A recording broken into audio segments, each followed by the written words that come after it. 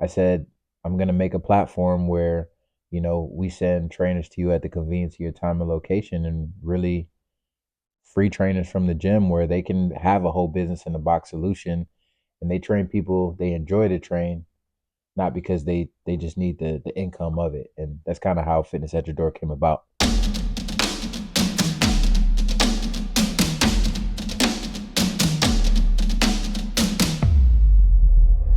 Welcome to the On Par podcast here from the beautiful Winners Award Group showroom in Coconut Creek. I'm your host, Drew D'Alberto.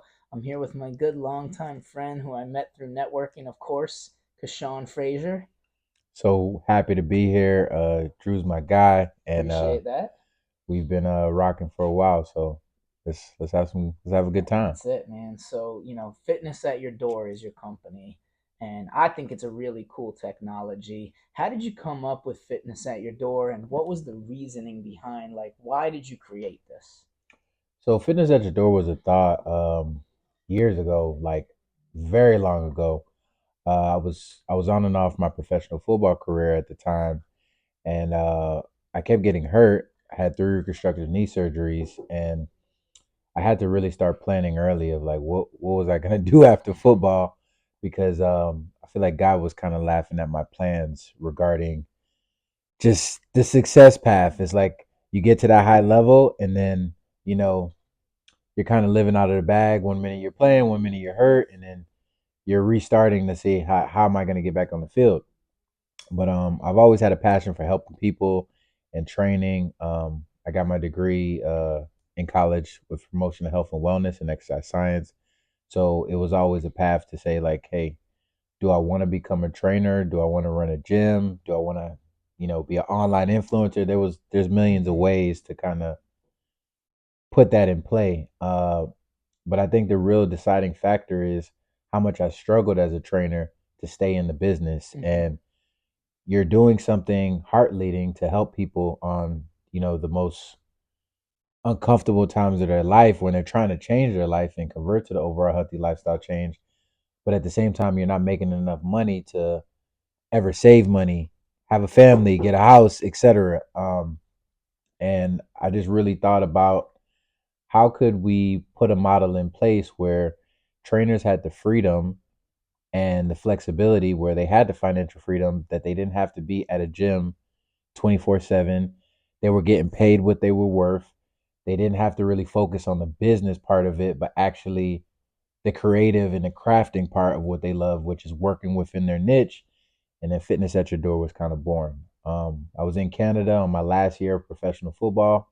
I was in Uber, which Uber was out for years, and I didn't know where the hell I was. I was in Winnipeg, Manitoba, right? Okay. And that is kind of like a little tongue twister. And I go put in the Uber app to get to the stadium, and I'm in there, and I'm like, wow, what if I was able to do this in the fitness world? Because I was a come to you trainer back in South Florida, and when I came home and I knew I was gonna go all in on fitness, I said, I'm going to make a platform where, we send trainers to you at the convenience of your time and location, and really free trainers from the gym where they can have a whole business in a box solution, and they train people they enjoy to train, not because they just need the income of it. And that's kind of how Fitness at Your Door came about. And I think it's kind of interesting how you actually wound up making your own recruiting system to Mhm. get these other trainers because you Right. had a good story, Mhm. right? The story is, hey, look, we're going to enable you to get more clients and do what you like and not worry about the accounting or the organization or all the other things that you're handling on the back end Right. or your tech team is handling on the Right. back end, let's say. And you reached out to them through Facebook and Instagram primarily, correct? Yeah, it was very organic. We started in the heart of COVID in 2020, Yep. and literally was delivering trainers people couldn't even see. So I would go out there and do consultations, show them what the experience would look like at the home, at the park, at the gym. And because I had a vetted and a great, resume as being a trainer for the last 10 to 12 years, they trusted me to match them with trainers. So really how I approach trainers, I told them like, I've been in your shoes. I've been doing this for the last 10 years. I know how to build a concierge and uh, experience for clients where they're going to want to come back. All you have to do is show up and show out and give them their skill set because they were already looking for your niche, but they just couldn't find you. I'll handle everything. You just got to show up and give them a great experience and just give them the energy and the quality control and standard of care that you should give in the industry. Show up on time, be energetic, have program design. Don't really worry about your knowledge. Yes, your knowledge is what's going to get them the tools, but like care about them. Because I think a lot of times when trainers go into the industry, they lack the curse of knowledge. So a client wants something certain, and yes, you have the expertise, but you also have to deliver it in a way that the client can progressively get to that point, not just like, hey, this is how we do it, and forget what you're saying. Right. Um, Well, it also enables you to match them up to the people's goals as right. well, right? If they want to become a better tennis player Hmm. or better golfer Right. or a better basketball player, football player, whatever, you have trainers that specialize in those areas, correct? Yes, they all have their specific niche, and I think that's what really differentiates our platform from other platforms. Besides, I always tell the client like, you're not gonna listen to the trainer until you know that the person's truly invested in you and they care. This doesn't matter about the fancy rep count Mm-hmm. sets, people by people, right? Mm-hmm. So when you're trying to get a result, it's not enough that you're telling them exactly what they need to do. If they don't know that you're invested in them, then there's not going to be any accountability besides when they leave that hour session to be like, hey, somebody really cares about me. They're really on me to do what I need to do. Mm-hmm. I'm gonna actually do it on the days off Yep. because that's the whole point of converting to that Well, lifestyle. and a saying comes to mind, and you might know where I'm going with this already, but people don't care how much you No, know until they know know how how much much you you care. care. So you Yep. built the platform around that saying, Yes. essentially. That's really Yes. cool. So, Kashawn, it's a cool business. How do we get in touch with Fitness at Your Door? Like, how do we hire one of your trainers? How do we use the app? You have an app you can download it in, the Google Play Store, Android Store. It's called Fitness at Your Door. Something you can't forget. It's all one Yeah. word. And we're on every social media platform you can think of, from TikTok, LinkedIn, Instagram. And you can just go on the site. They have a quiz where to really dial in what you're looking for, how many people you're looking to train. We do promote family fitness, so that's one of the big things with us. We really built this business through the community, Mhm. so you're two times more accountable to your goal when you're doing it with somebody. So the whole the whole concept was built around how do we get people to socially interact through fitness, and we make fitness fun again. And that's why these trainers all have their specific niches, because we're not just matching you with somebody who just changed the general population. They have been already proven to give this type of avatar, this type of person, a result over and over and over again. Background check, certified and insured. We even go so far of putting them through a predictive index because, talking about personality, it's all about the soft skills. Before you actually get into that routine, I think that's a very uncomfortable time in your life where you're trying to make a change. If you don't like the person, the change probably is not even even gonna happen. So uh, that's how you can reach out to us. We're all over the place, and we're gonna, in this new year, going into our fourth year of business, we're gonna even Grow. up the marketing and everything we're doing Very already. cool. Very cool. So let me ask you this. I mean, you played collegiate football, you Hmm. played professional football in the U.S. and Canada. Yeah. Give us a story. Like you got to have a million stories. Like tell us about some crazy story, something that happened in a game, something that happened off the field. Give us some meat to this.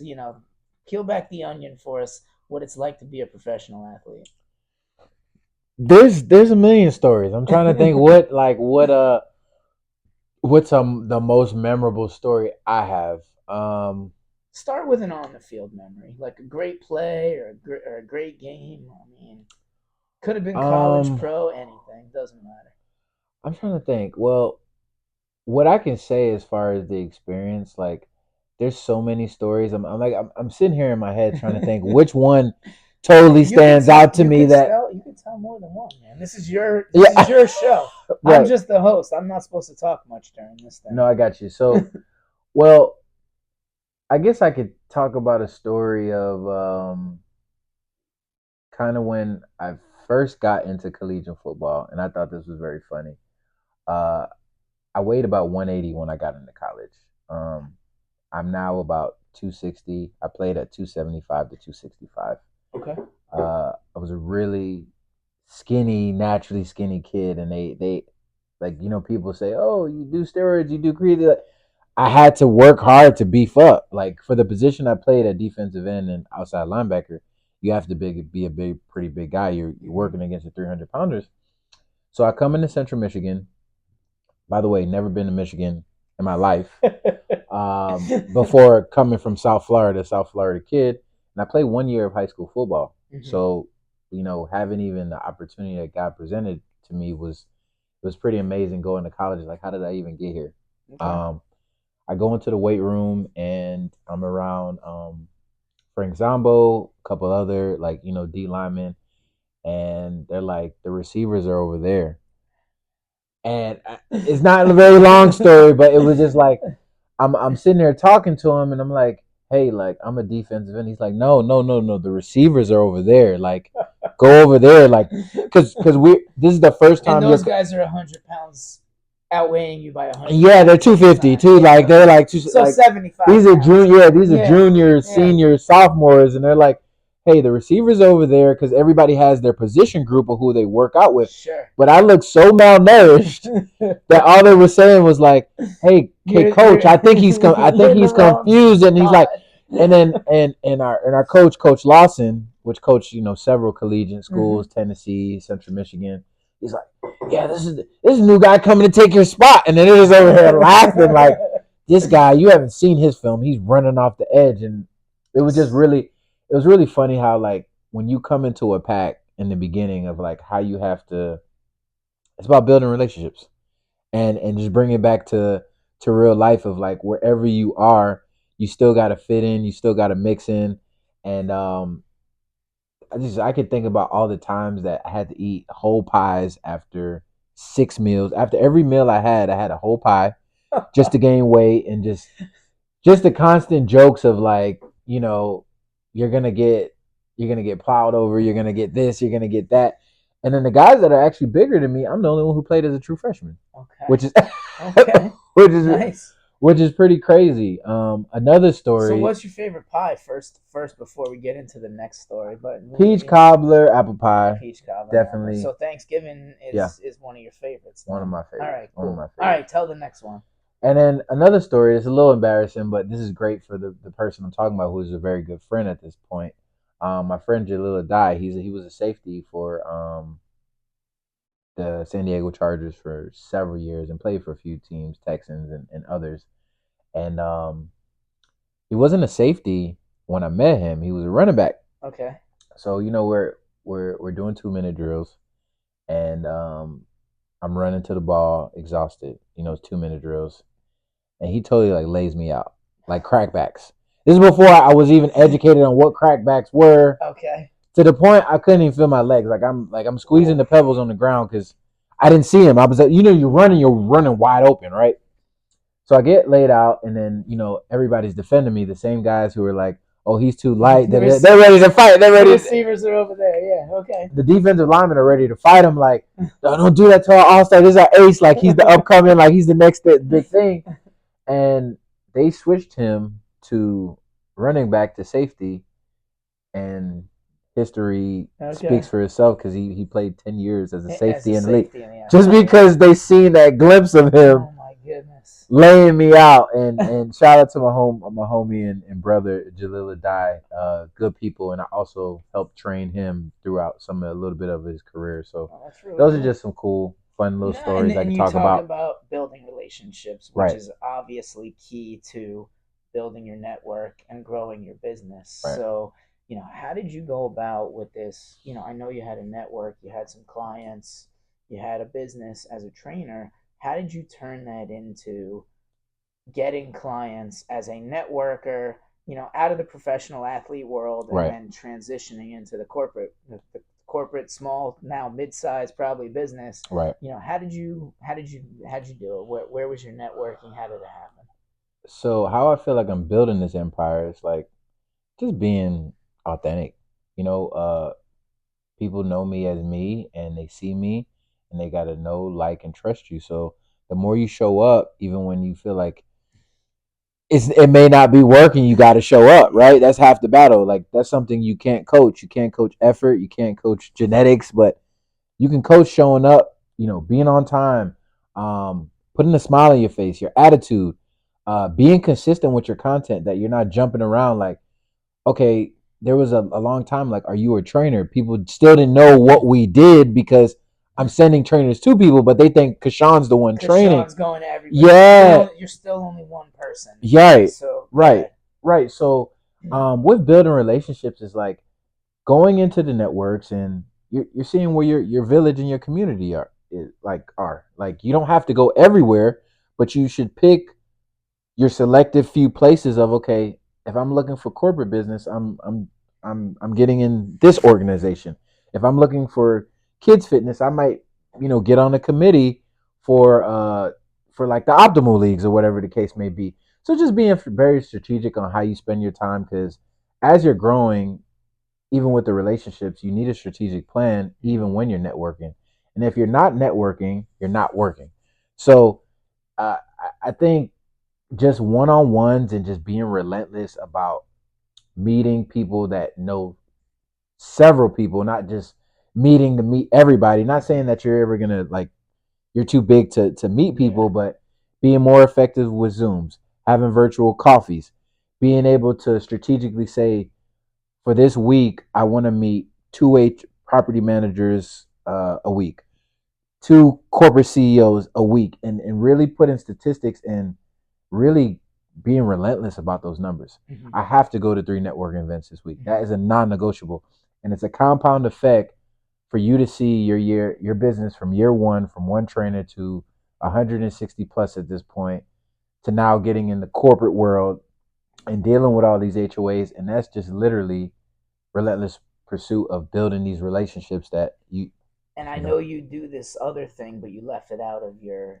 because you impressed upon me when we met. yeah. You asked me a very critical question that I like to look for Mm-hmm. in people that I like to be friends with, Right. network with, do business with, which is, when can we get together and figure out how I can help you? That's Yes. what you said to me. Yes. Yes. And I said the same thing, like, okay, well, let's figure out how we can help each other. Right. And Right. we went out for coffee or lunch or whatever the next week, Mm-hmm. and it seems like we've been kind of friends ever since, right? Yes, Like it definitely. was an easy, It was organic. we just clicked. We were genuine with each other. We kind of saw that, and you kind of attract the people that are like you and like Of minded. course. So, with the go giver in mind, Mm-hmm. you did that. Maybe you hadn't read the book yet. It doesn't Right. Right. matter. Right. But, the whole idea. And then, now that you're not playing professional football anymore, I got you into golf. Yes. I dragged You you did nudge a me. little bit kicking and screaming, but Yes. you Yes. listened eventually. Yes. And so how's it being? And all of these ex athletes, football, basketball, hockey, baseball, Mm-hmm. they all seem to play golf, Right. and you still want to be competitive. Of course. And how has the transition from football to golf been? That's what I want to know. Oh, tight hips and tight shoulders. And it's been fun. I mean, the game of golf is the imperfect game. It's like it's something you're always trying to master, and You and and never and, going and to. as an athlete, you love that pursuit of learning something new. I think we're all learners. I think everyone craves improvement. Like you might hit one out of the hundred balls, and you're like, oh, I'm gonna get really good at this, and then you come back and you go one out of 100 again. So I think golf, what it is taught me personally, besides all the great relationships you And can make humility. and humility, is the patience that it gives you. Because with anything is patience. Mhm. Like your kids, your wife, relationships, contracts, like whatever you want to Oh call it. Like yeah. everything is based off of patience. So I feel like the game of golf, besides it bringing people together, it teaches you not to have instant gratification. So Okay. that's what golf has given. And I mean, golf and networking.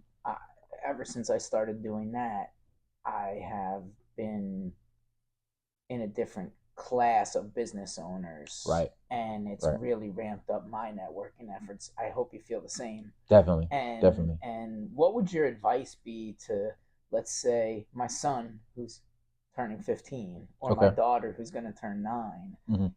as a business owner, and they both have kind of their dad's personality, right? they're Right. like they're like A I go can't getter. Yeah. well, I can't call Nick a mini Drew anymore because he's Right. bigger than me now. That's so funny. But Tessa is like a mini Drew. Right. So, like, and I'll bring them to networking events, Hmm. and I'll take them to charity events and Right. have them volunteer. Like Nick's at the Man Up tournament with me this year. He's They don't gonna. watch what you say; they watch what you do. Well, and Yeah. and I've noticed that especially in the teenage years, Hmm. you will listen to your dad's friend sometimes more than you'll This, listen to this your dad. this is true. So, being dad's friend, Right. what would you tell Nick? Like, what can he do right now that will make him a better networker, a better salesperson, a better, if he chooses to go into that First of all, find his community, uh, like-minded route? kids like him, because I think I wouldn't call it disagreements, but different perspectives on things are like probably one of the biggest things for young kids. So they can understand critical thinking. Mm-hmm. Number two, if they're not in some sort of public speaking, it doesn't have to be a public speaking class, but that is Yeah. by far probably one of the most important things that I had to learn as a older like older person, like older Sure. man, as far as just the power of influencing people Mm-hmm. and obviously any relationship Yep. besides trust is communication. Mm-hmm. So how do you communicate with people? And I think with the world we're in today, with kids, technology being so great, with it being a gift and curse, is we don't know how to talk to each other anymore, and get the message across clearly. Pick up the So phone, get a yeah, face to face meeting, right, right. go get a meal, go play golf, go to the bowling alley, I go don't get a even. drink, whatever. People hate me. I don't know how many times I've been blocked. They inquire about training. I call them and it's like, why are you calling me? I'm like, what do you mean? You Well, but gave at me your the number. but at the same time, if they said, "Hey, we're running to give you Right. money to train us," and Exactly. you don't call us, then Right. you're still the jerk, Right. right? So you Exactly. can't win Exactly. until you win. Exactly. So that's what I would tell the future generation. Really, really, really dive into to relationships, because the relationships you gain now is the relationships that will show up for you 20 years from now. Yeah. And really don't be scared to talk. Even if you're an introvert, have some type of form of like you can display a message. Hmm. Like just work on that, whatever that may be. That Yeah. could be video games, that could be whatever you want to call it, but get in something that it forces you to have to talk. And to your point, I've found that people that are introverts, if you get them talking about something that they're passionate Passionate, about, interested in. or that they run their own business Right. in, or that they just really love, they become extroverted Right. just for that little piece. Now, Right. they may be exhausted after it and have to Hmm. go home and read a book and smoke a cigar on their Right. back deck. But for that piece, like, I had a guy on a podcast who's a friend of mine, Dave Hmm. Bennett, you know him from Hmm. 6 Degrees. He is an introvert. Gotcha. And nobody knows he's an introvert because Right. he's a dynamic guy and he's good in front of a Hmm. group. And we call him, lovingly, the boogeyman of cybersecurity because That's he'll so scare the funny. crap out of you. Right. But in that type of situation, he freely admits, like, after he does that, he wants to go home and And like be by just be by himself and himself. recharge. And I'm the opposite. I'm like a wild extrovert. Right. So I get charged up by By going people. to Yeah. those things. Hmm. So the fact that he can turn it on when he needs to and when he Right. wants It's to special. makes him a really strong connector. It makes him a really strong networker. So I think that's awesome advice. No, for And sure. Dave gave the same exact advice, so Oh, you know okay. it's good advice. Okay. Awesome. Well, I'll tell you what, man. We're running up against time. Why don't you close it out with maybe a networking story that turned into some really big piece of business and helped you grow your company or helped give you a resource that made a difference in your business life? Man, There's a lot of them, I'm I feel sure. like Yeah, there's of so course many. there is. I feel like being a networker is a jigsaw puzzle that you just can continue to put the dots together. Or you visited it before, but if you clear your vision and your message, you can get connected to the business that you do want to get connected to. So this year we went B2B. And when I say B2B, we went from working with everyday people to now being the preferred vendor of a lot of these big HOAs, Falls of Parkland, Huron Bay, like a lot of these big, you know, luxury apartment complexes. And also on the corporate end, we're really focusing on like how do we build that workplace morale, and for your CEOs at the end of the day, on the bottom line, how do we lower your health insurance costs Right. over time, nipping it in the bud with a wellness program now that will show up in a few years. uh just being able to for people to connect me to certain networks Hmm. that I didn't know where my community were, like you were looking for them, you were touching them individually, but they're like, hey, you need to go into this organization, this is really where the decision Hmm. makers were. I got invited to a Palm Beach condo and HOA expo. Okay. And if you know the HOA space, it's very niche because you have all these big management companies, but every single building has its own Hmm. ownership, Hmm. property manager, board of directors, all that. So I It's a went, lot of personalities and a yes, lot of people that necessarily were not professionals at right, being a business owner and right, running a condo association like a yeah, business. So right, it's I've been on the board of one and it was a mess. So right. go ahead. Yeah, so it's like there's so many factors for you to get in the building, Hmm. period. So Okay. when I went to this and I was like, okay, this is where everybody is. This is where why don't I have a table at this? Like every time there's an event, board of directors come to the table for you. The That's property right. managers come. So instead of having to go place to place, I was like, okay, these are the major players. I got a few like allies from there that have been in the space, even if it's a landscaper that's been doing it for 25 years, but they only focus on HOA buildings.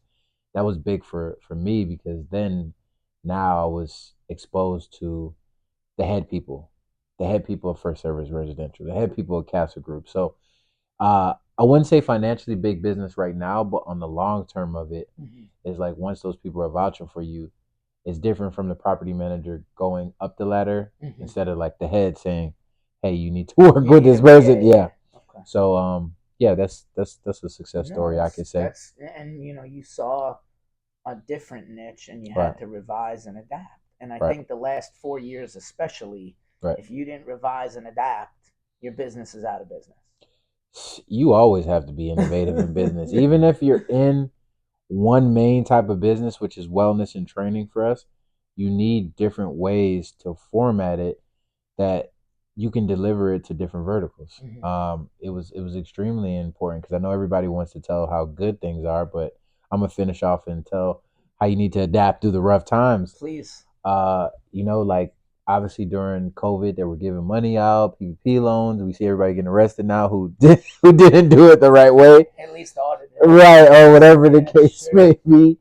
And everything was great, right? Gyms closed down, our model started, and it was just like boom. I'm like, oh yeah, I'll be a billionaire in 4 years. Like this is the new wave. Like this is easy.